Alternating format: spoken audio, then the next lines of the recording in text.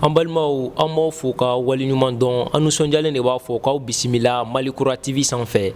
ni an ye an ka semaine interview la bi an ni mɔgɔ min bɛ ɲɔgɔn bolo o ye président Jamil Bitar n'ale ye président mouvement citoyen alternance le travail et la transparence ani fana n'an b'o fɔ ko pôle politique du consensus a y'o fana parti ɲɛmaa ye semaine tɛmɛnen k'a fɔ ye ko ani Buba Fane de tun bɛ ɲɔgɔn fɛ bi ani président Jamil Bitar bɛ ɲɔgɔn fɛ an bɛna masala Mali situation socio-politique kan an b'a fɔ aw ye halisa aw bisimila Malikura TV sanfɛ président bonjour. Bonjour.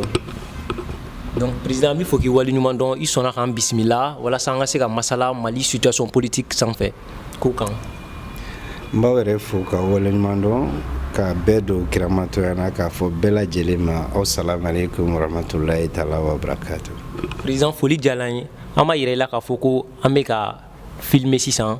an bɛ se ka kɛ Facebook sanfɛ an bɛ se ka kɛ réseaux sociaux sanfɛ yanni an ka don jɛmukan kɔnɔ folikan jumɛn b'i bolo k'a lase an filɛbagaw bɛɛ lajɛlen ma. N bɛ bɛɛ lajɛlen fo hali bi mun tɛ n kanu ani mun bɛ n kanu parce que Mali kɛlen b'o de ye yeko kɛlɛw bɛ yen ani kɛlɛ wɛrɛw bɛ yen mais maliyɛnw k'a faamuya anw tɛ sɛgɛn tuguni parce que ni n ko an tɛ sɛgɛn kuma t'a ban tuguni koyi tiɲɛ bɛ fɔ jamana in bɛ jɔ mun bɛ calcul misɛnninw na jamana in kɔnɔna na an tɛ don complot si la mɔgɔ si bolo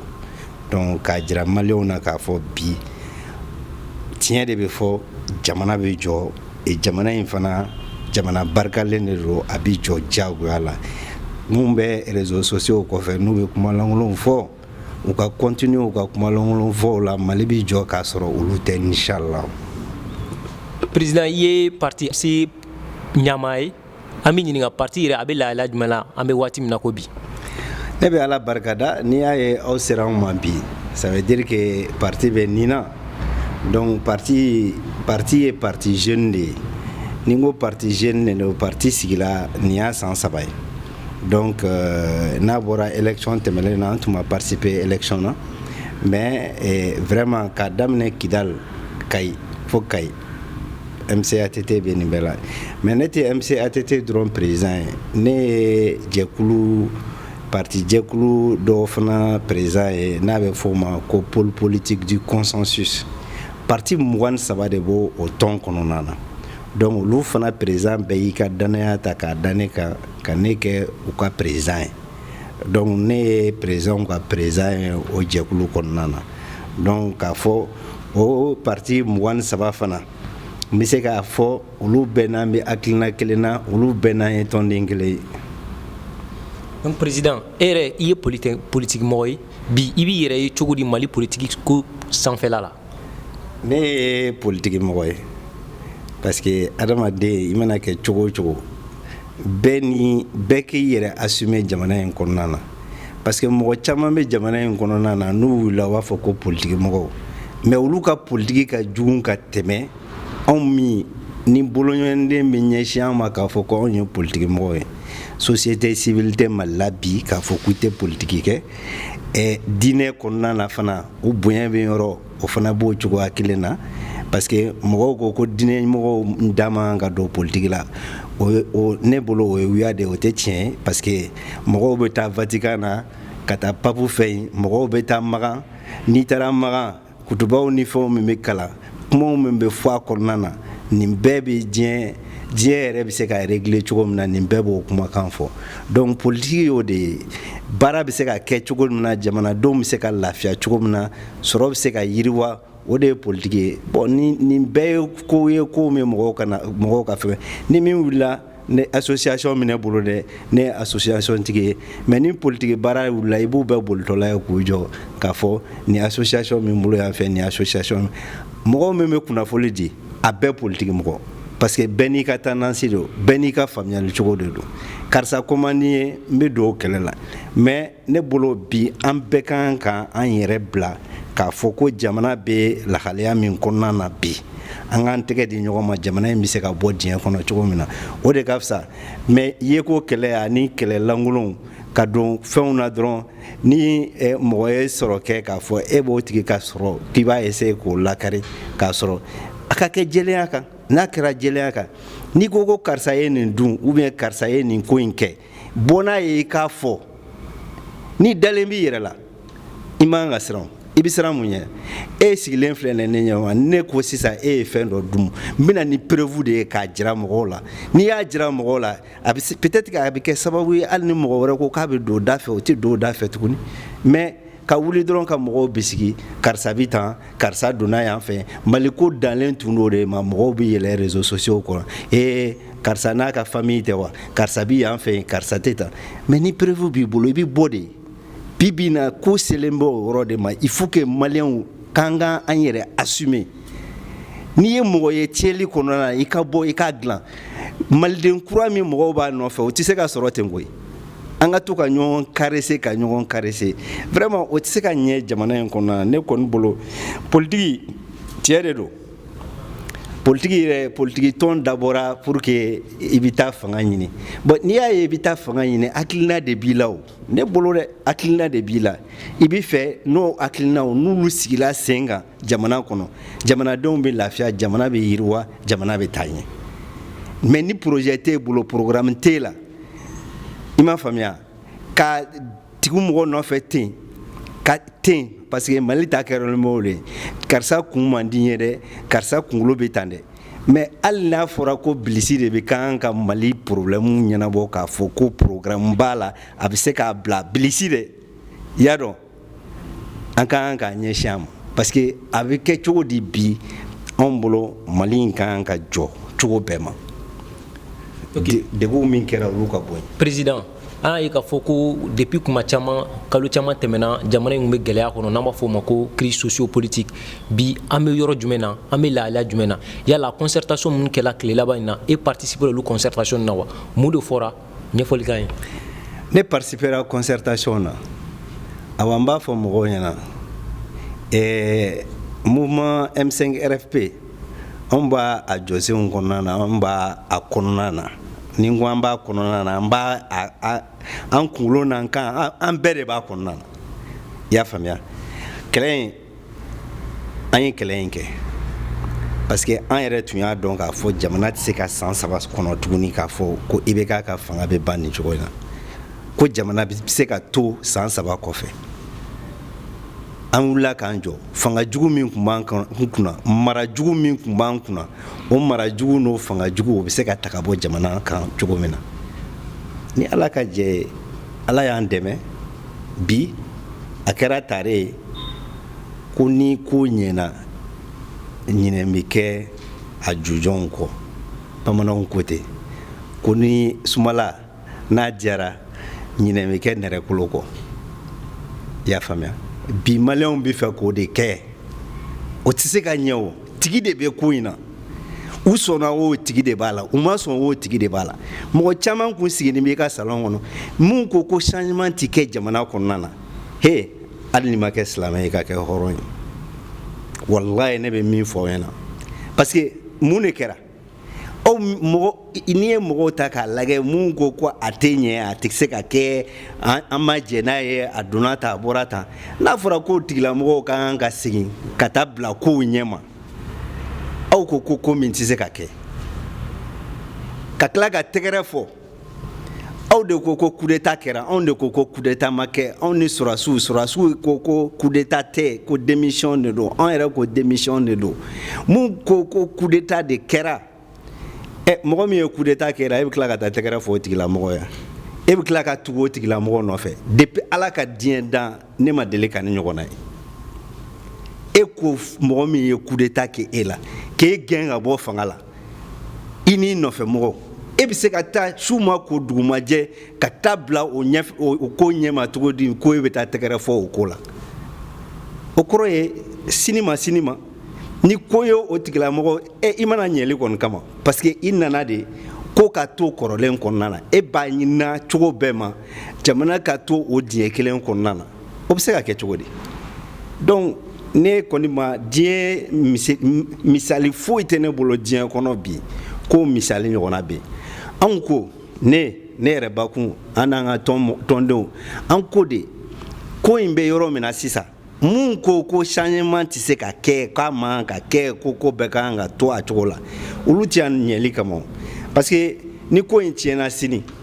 k'a fɔ mɔgɔw nana kɛ nimisaba ye k'a fɔ aw y'a ye M5 RFP mɔgɔw ani CNSP mɔgɔw aw de nana ka na dankari fanga la Ibrahim Boubacar Keita a su kun ka fisa ni nin bɛɛ ɲɛnama ye mais an tɛ se ka to nimisa kɔnɔna na tuguni parce que ne bolo bi an bɛ cadre min kɔnɔna anw ko Mali kura mais Mali kura tɛ se ka jɔ transition kɔnɔna na transition kun ye de ka yɔrɔ furan k'a jɛ ka ordre bila pour que élection nataw élection ka se ka kɛ jɛlenya kan wari min bɛ kɛ ka conscience ninnu san o ka dabila manamanakanw min bɛ kɛ kalonw ni wuyaw min bɛ fɔ jamanadenw ɲɛna k'a sɔrɔ jamana tɛ se ka taa sira min fɛ tiɲɛ ka fɔ maliyɛnw ɲɛna donc anw bolo transition kun kan ka o baara de sinsin mais bi ni min wulila u bɛ poste de nɔfɛ n bɛ segin a kan tuguni maliyɛn bɛɛ tulo bɛ n na fɛn o fɛn b'a lamɛn walayi bilayi talayi n bɛ segin a kan tuguni n ye silamɛ de hijira siɲɛ 5 n bɛ segin a kan tuguni ni transition kɔnɔna na ne tɛ poste foyi nɔfɛ alors hali ni sini sɔgɔma n'a fɔra ne ka kɛ président de transition ye n b'a fɔ n yafara ni transition in kɔnɔna na i tɛ poste nɔfɛ mais an y'a ye k'a fɔ ko bɛnkan min taara concertation laban na M5 RFP ye déclaration kɛ k'a fɔ ko bɛnkan in tɛ jamana kɔnɔdenw ka hakilinata ye bɛnkan in ma bɔ o kama mais n'an y'a faamuya k'a fɔ groupe fɛn fɛn constituera pour que ka bɛnkan in lawaleya concertation na M5 RFP maaw tun b'a bɛɛ la mais mun de la aw ko a ma sɔn bɛnkan in ma mun de fɔra bɛnkan in kɔnɔ aw tun bɛ fɛ a ka kɛ cogo di n'i tun bɛ CICB la i b'a faamuya plénière n'a bɛ fɔ discussion a ma kɛ ko kun cɛ na document min bɔra a t'a réalité a t'a refléter anw bolo kuma nana kalan ni fɛn nana kalan plénière kɔrɔ ye di donc document min nana bɛɛ b'i hakilinata di a kan document fɔlɔ min dira an ma n'an ye baara k'a kan n'i y'o document fɔlɔ ta ka min kalanna laban fɛ n'i y'o lagɛ danfara baba ni ɲɔgɔn cɛ o idée kuraw min donna kɔnɔna na o ko kuraw min donna kɔnɔna na mais sigikafɔ de tun b'a ban an m'a fɔ k'an bɛ fɛn jagoya mɔgɔ kan ko nin kɛra ni hakilina dɔ de ye o dogodogo ni dogoni an k'o bɔ an ni ɲɔgɔn cɛ mɔgɔw min wulila ka tɛgɛrɛ fɔ aw bɛɛ lajɛlen b'a dɔn mɔgɔw min de don IBK mɔgɔw de don n bɛ segin a kan tuguni IBK mɔgɔw de don u ma jɛ fanga kɔ donc olu bolo sisan ni M5 RFP mɔgɔw de bɛna bila ko ɲɛma n'olu bilala ko ɲɛma o y'olu dabɔlen Maliko la donc n'i y'a faamuya IBK mɔgɔw yɛrɛ da man ka don ni Malikura ko in na u kan m'a fɔ u da tɛ don an na ni hakili ɲuman bɛ bɛɛ la o ni hakili ɲuman min b'u la u k'a kɛ bataki ye k'a lase mais k'a fɔ ko olu bɛ se ka continuer ka IBK ka mara ka sɛbɛntiya ka IBK kɔfɛ an bɛ se ka segin an kɔ tuguni wa an tɛ se ka segin an kɔ tuguni an ko maliden si man ka exclu mais Mali kura min soubassement kan ka kɛ nin ye mais révolution min kɛra nin ye n k'a kɛra ni hakilina dɔ de an ma wuli an kunfɛ ten o IBK personnellement a juguya tɛ ne yɔrɔ koyi n bɛ hakɛ to ɲini k'a fɛ n kɔrɔ de don a tɛ ne balo ne t'a balo a tɛ n ka daga couleur dɔn n t'a ka daga couleur dɔn i y'a faamuya donc vraiment moi c'est que ne bɛ fɛ ka maliyɛnw k'o de faamuya a kɛra ni hakilina dɔ de mais ni mɔgɔw wulila Mali la an bɛɛ de ye kelen ye an bɛɛ de ye maliyɛn ye an bɛɛ tɛ kelen ye an bɛɛ tɛ maliyɛn ye cogo di président n bɛ segin a kan tuguni parce que bɔlɔnden 5 min filɛ nin ye a danna ɲɔgɔn fɛ o mais kelen tɛ dɛ ni mɔgɔ o mɔgɔ ko k'i b'o fɔ i ye nkalon tigɛ i ye wuya de fɔ o tɛ se ka kɛ o tɛ se ka kɛ parce que fɛn bɛɛ tigi de b'a la tigi b'a nin ko in na mun na parce que a kɛra ni hakilina dɔ de ye n'o tɛ olu wulila ko coup d'état de kɛra ne yɛrɛ filɛ nin ye ne ma deli ka tɛgɛrɛ fɔ Sanogo ye coup d'état kɛra ATT la anw y'an da bɔ fɛn bɛɛ la an y'an da bɔ fɛn bɛɛ la est-ce que a y'an ye mankan na a y'an ye ko wɛrɛ la wa mais ko bɛɛ n'a waati de don n'a fɔra e bɛ bolo min kan o man ɲi min ko mun nana sisan k'a fɔ ko bolo kura de kan ka ta bolo kura min ka ɲi i b'a to o tigilamɔgɔw k'o o bolo kura f'i ɲɛna n'i kan ka critiquer cogo min na n'i kan ka min fara kan i b'o fara kan mais e tɛ se ka kɛ kotigi ye tuguni o e bɛ kɛ kotigi ye cogo di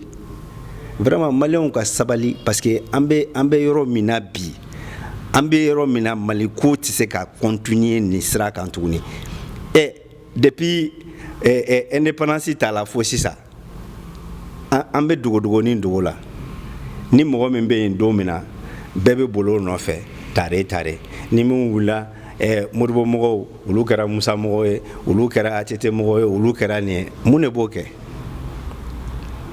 n yɛrɛ bakun n yɛrɛ ka sɔrɔ o de la an ko mɔgɔ bɛ boli la poste ko ni fɛnw na n'i ta ye faso ko ye avantage min bɛ fanga kɔnɔna na fo bɛɛ de ka renoncer jagoya la ka renoncer n'i bɛ don i bɛ baara kɛ fanga ye a privilège baw mobili fimanw ni mobili 4x4 ni fɛngɛw n'i b'a nɔfɛ an sɔrɔ suguba kɔnɔna na an sɔrɔ suguba kɔnɔna i ka jago kɛ i ka industrie kɛ i ka entreprise créer n'i bɛ fɛ ka karavati baw don ka ko baw kɛ i k'a kɛ o cogo kelen de la i ka wuli i ka a ɲini i ka cɛya la i ka sɔrɔ ɲini i ka cɛya la mais sira surun ta ten politique kɛra sisan i b'a fɔ ko business anw ma don an na business kama koyi n bɛ segin a kan maliyɛnw tulo bɛ n na Jamil Bitar mɔgɔ ma ne ni ala ta kɔfɛ ani bangebaa dubabuw ni mɔgɔ ɲumanw min y'an dɛmɛ o kɔfɛ ne tɛ n kun siɲɛ fanga si ye jamana in kɔnɔ n bɛ segin a kan tuguni o fanga tɛ yen u bɛɛ tulo bɛ n na k'a daminɛ Alpha la fo bi Musa Tile ye n sɔrɔ école la donc n ye baaraw min kɛ o de nana ne ATT bɛna fanga la don min na Bitar dɔnlen don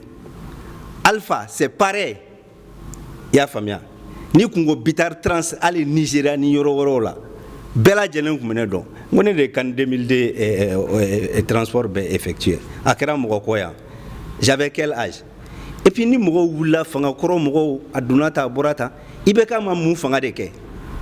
mɔgɔ jumɛn bɛ Mali la ko i bɛ ka tile la k'i kun tɛ yan mɔgɔ jumɛn bɛ yen bi k'a fɔ ko i balukuyara k'e ma kɛ yan Alpha tile la k'e ma kɛ yan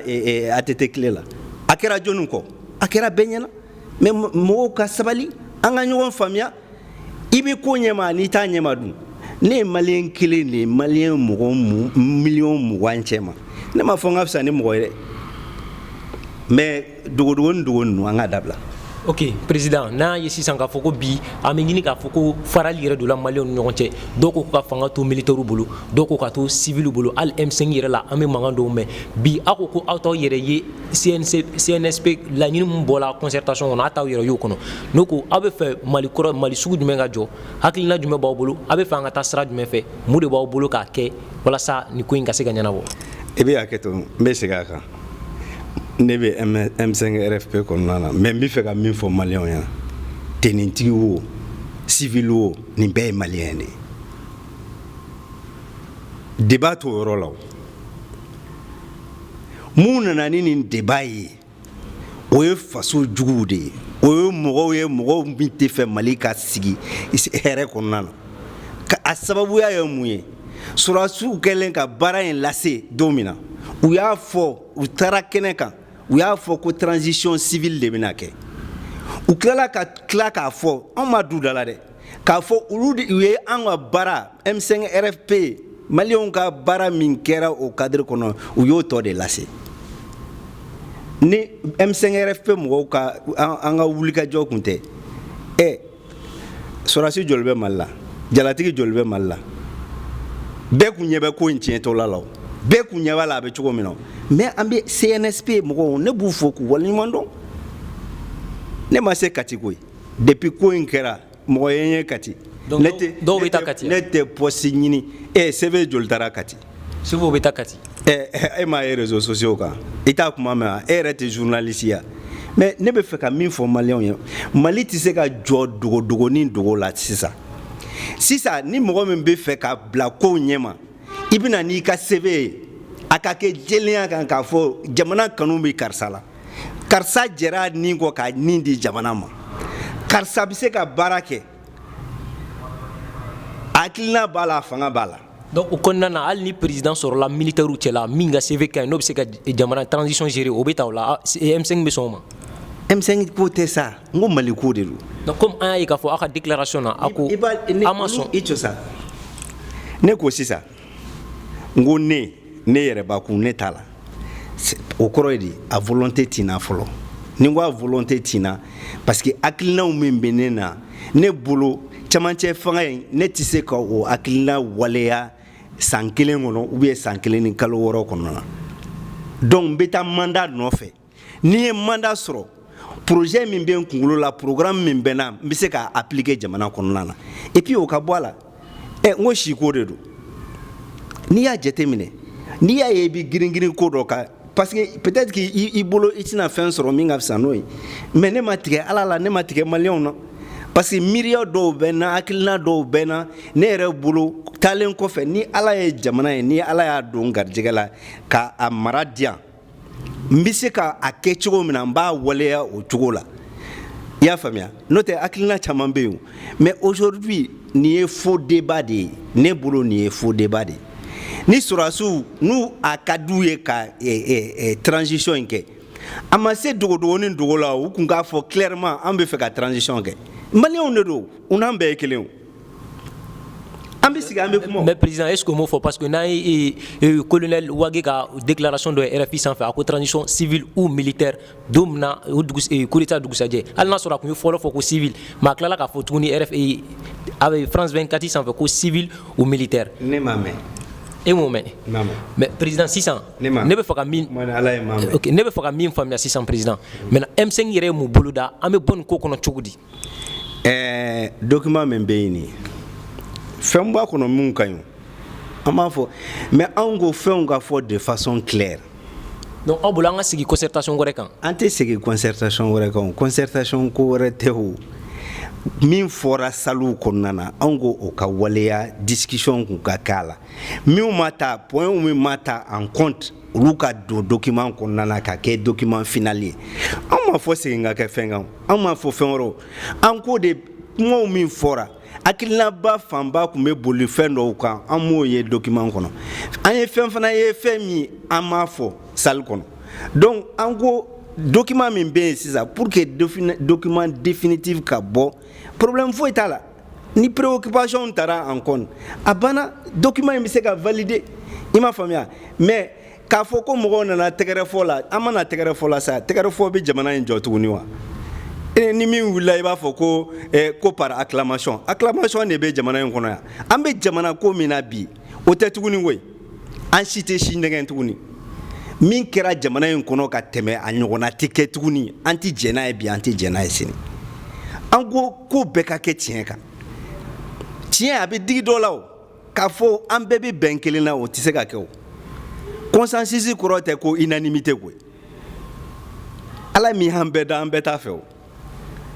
De toute façon anw ko de kow ka kɛ jɛlenya kan, o bɛ kɛ sababu ye Mali kura min an b'a nɔfɛ mɔgɔw bɛ bɛn ka siran. Donc n'i y'a faamuya kow tɛ ka kɛ jɛlenya kan aw yɛrɛ fɛ? Non, parce que a fɔra an ɲɛna, dɔw ko ne kɔni kun m'a mɛn, dɔw ko non, ko document min kalanna, ko tɛgɛrɛ min fɔra la k'o tɛ, ko ni an bɔra dumunikɛyɔrɔ la n'an seginna ka na ko plénière bɛna kɛ. Donc clôture cɛ. An bɛ sɔmi mun na? An nana ka bɔ dumunikɛyɔrɔ la ko cérémonie de clôture. Cérémonie de clôture an ma kuma sɔrɔ, kuma ma d'an ma, an k'an prononcer document final kan, mais o tɛ se ka kɛ tuguni o. Mais anw ko de fɛn fɔra mun kun bɛ document initial kɔnɔ ni u kun kan ka amender cogo dɔw ma, mais fɛn caman tigɛla ka bɔ a la, fɛn wɛrɛw yera a kɔnɔna na, et puis nin ko in c'est clair, communauté internationale ko u bi fɛ présidence ka kɛ civil ye. Bɛɛ bɛ kule la sanction dɛ, blocage dɛ, embargo dɛ, maliyɛn bɛɛ a kɛlen bɛ sisan i b'a fɔ janɛmɛ de gulonlen bɛ sanfɛ. Mais an b'o cadre min kɔnɔna na n'an b'a dɔn k'a fɔ an tɛ se ka taa sans la communauté internationale n'an b'a dɔn comme anw m'a fɔ communauté internationale y'a fɔ mais hali o communauté internationale u nana yan siɲɛ joli u nana yan siɲɛ joli fɔlɔ n bɛ segin a kan tuguni IBK ka temps na u n'anw ye ɲɔgɔn ye an ye min f'u ɲɛna u b'a dɔn. mais olu ka laɲini kun IBK kana taa mais aw ye IBK lata bi n'olu ka laɲini ko civil ani aw kana fɔ tuguni ko aw bɛ sɔn olu ka laɲini ma est ce que o bɛ se ka faamu malidenw fɛ. anw m'a fɔ an sɔnna mɔgɔ si ka kuma ma anw bolo anw ni M5 RFP fɔ M5 RFP ni CNSP anw de kun kan ka sigi ka position kelen ta. mais aw ma sigi yan an bɛ taa position jumɛn kan ka taa CEDEAO la hali mission min bɛ kɛ a ka nɔgɔ ni CNSP kɔnɔna na n'a kun fɔra ko CNSP ni M5 RFP de kun coup d'état ko kuma bɛ se ka b'u da la sɔrɔdasiw ni militaires ni civils dorogelen ɲɔgɔn na comité kɔnɔna la est ce que kuma kun bɛ yen kuma kun tɛ yen parce que n'an taara discussion na ninnu bɛ min dɔn an yɛrɛ b'a dɔn koyi mɔgɔ si tɛ CEDEAO kɔnɔna na bi kalan sira o dɔnniya sira o diɲɛ sira o u bɛ min dɔn an yɛrɛ b'a dɔn. u ye politique mɔgɔ ye an yɛrɛ ye politique mɔgɔ ye u taara école min na an taara o école la u tɛ se k'an ka jamana dɔn ka tɛmɛ an yɛrɛ kan donc il faut que u k'o faamuya. monsieur le président i ko aw ni CNSP de kun kan ka sigi aw M5 RFP aw ni CNSP de kun kan ka sigi ka se ka nin kuma fɔ aw de ye kotigiw ye ka se ka sigi ka nin ko yɛrɛ bɛ kɛ cogoya min na k'o ɲɛfɔ an y'a ye k'a fɔ ko a ye lajɛ caman kɛ a bɛ ɲini ka lajɛ 4 bɔ ne ko olu lajɛ ninnu na aw ma ɲɔgɔn faamuya de wa ou bien aw tun bɛ fɛ a ka kɛ cogoya min na o ma sɔn a ma de. ne y'o de fɔ hakilina bɛɛ bɛ document kɔnɔ document fɔlɔ min bilala ko k'a soumet ne kan tɛ concertation ma a ye lajɛ min kɛ mais sabali sa an terikɛ n bɛ min fɔ ɲɛna e ka sabali sa kana munumunu an tɛ nɔgɔ siɲɛ ka kɛ bin kan tuguni koyi tiɲɛ de bɛ fɔra i ɲɛna tan min b'anw fɛ an y'a f'u ɲɛna maintenant ni min b'u fɛ u kun kan k'o de fɔ an ɲɛna dogodogo dogo t'a la sa ni bɛ min fɛ i b'o fɛ ni bɛ min fɛ i b'o fɛ poste de vice président a ko kuma kun fɔra a kuma fɔ mais n'a kan ka k'a kɔnɔna na a bɛ fɔ de an bɛ fɛ nin ka kɛ nin cogo in na an bɛ bɛn a na o nous on n'est pas des apatrides an tɛ jamana jugu ye koyi a bɛ ɲɛ cogo min na ne bɛ min f'i ɲɛna ne bɛ sɔrɔdasiw ne b'u soutenir n ka faamuyali kɔnɔna na o ye n ka kunfin faamuyali yɛrɛ n b'o f'i ɲɛna parce que sɔrɔdasi o ye rigueur de ye désordre de bɛ Mali kɔnɔ le Mali désordre i bɛ désordre min dɔn fo ordre de ka créer Mali kɔnɔna na bɛɛ sagokɛ min bɛ jamana kɔnɔna na fo de ka ban fu de ka siri o la. denw tɛ faw bonya u tɛ baw bonya dɔgɔninw tɛ kɔrɔw bonya Mali kɛlen bɛ bɛɛ sagokɛ de fu ka kan ka siri o la ni sɔrɔdasiw nana n'o kuma sifaya ye o bɛ mɔgɔw la convaincu mais ça c'est obligé mais bi ni min taara réseaux sociaux kan i den bɛ mɔgɔ min bɔ ou bien den filan bɛ mɔgɔ min bɔ o bɛ taa manamanakan f'i ɲɛna mɔgɔ min fa n'a ba yɛrɛ i su ka fisa ni mɔgɔ min ɲɛnama ye ayi sabali sa an ka tiɲɛ fɔ ɲɔgɔn na. Moi, je pense qu'aujourd'hui, on a dépassé ce cadre. Et démocratie, on peut se continuer cogo di. Ngo jamana in kɔnɔna na danbe de b'an na. Jamana in kɔnɔna na jamana in sigilen bɛ wale dɔw kan. Kuma dɔw bɛ yen o ka ɲi dɔ da la o ma ɲi dɔ da la. Fɛn dɔ bɛ yen dɔ bɛ se k'o fɔ. O de la ni journaliste ko ko présentez-vous ne b'a fɔ je ne me présente pas. Ni tɛ n dɔn a to yen. mɔgɔw bɛ jamana in kɔnɔna na mun kan ka se ka ne présenter o mɔgɔw bɛ ne bolo mun bɛ n fa dɔn u bɛ n ba dɔn u bɛ n bɔyɔrɔ dɔn u b'a dɔn n wolola don min na u b'a dɔn n kan ka min kɛ bɛɛ ni jɔyɔrɔ de don depuis Sunjata tile la nin kumaw bɛ fɔ min bɛ se min na o ka bila o la et bɛɛ ni jɔyɔrɔ de don min ye alimami ye o ye alimami ye min ye ɲamakala ye n'o kan ka ɲamakalaya kɛ min ye numu ye o ka numuya kɛ min ye mɔnikɛla ye o ka mɔniya min ye jagokɛla ye o ka jago kɛ min bɛ se min na o ka bila o la bɛɛ n'i taabolo de don mais mɔgɔw mana wuli a bɛ tan jamana bɛ se ka a ferekelen bɛ cogo min na a tɛ se ka ɲɛnabɔ ten koyi fo kow ka sigi cadre ɲuman de kɔnɔ. min bɛ se min na o ka bila o la an balimaw an ma yira o la k'a fɔ ko a bɛ Mali Kura TV de sanfɛ an n'an balimakɛ Jamil Bitar de bɛ ɲɔgɔn fɛ n'o ye MCATT parti président ye ka yira o la an n'aw balimakɛ de fana bɛ ɲɔgɔn fɛ Laji Kasim Jabate an bɛ monsieur Jamil Bitar fɛ yan nɔ monsieur Jamil Bitar Maliɲɛnw bɛ fɛ ka faamuyali caman sɔrɔ n'i y'a ye bi interview la kuma min bɛ fɔ concertation kɛra cogo di M5 RFP ma sɔn ma ne bɛ fɛ k'a dɔn mun yɛrɛ de bɛ document finali min kɔnɔ M5 RFP sɔnna jumɛn ma a ma sɔn yɔrɔ jumɛn ma komi yɛrɛ ko k'a bɛɛ dɔw bɛ olu ka ɲi a bɛɛ tɛ se k'a fɔ k'a ma ɲi kuma jumɛn ni jumɛn de b'a kɔnɔ min bɛ an bɛn anw ma. Anw ko fɛnw ka fɔ de façon claire nette o y'an ka point fɔlɔ ye an ka dogo ni dogo an ka dabila sa et puis aw yɛrɛ min ye kunnafoli dibaw ye an ka sabali sa travaux ninnu bɛɛ kɛra aw bɛɛ ɲɛna o aw bɛɛ y'a ye o an tɛ kuma fɔla ko an bɛ wuli ten ka kuma an kun fɛ o baara kɛra cogo min na bɛɛ y'a ye est ce que baara in kɛcogo ɲɛna est ce que a kuncɛ cogo ɲɛna kunnafoli dilaw aw b'a dɔn ka tɛmɛ anw kan a kɛra aw ɲɛna a ma kɛ mɔgɔ si kɔ mais nin bɛɛ y'a ye mɔgɔw b'u positionner oui an ka kɛ tan dɔw yɛrɛ ko ne yɛrɛ ye société civile mɔgɔ dɔ ye o ko non ko ale tɛ se ka kuma parce que n'ale kumana sini ma o kuma bɛ se ka ale nɔ minɛ mais o kɔrɔ ye di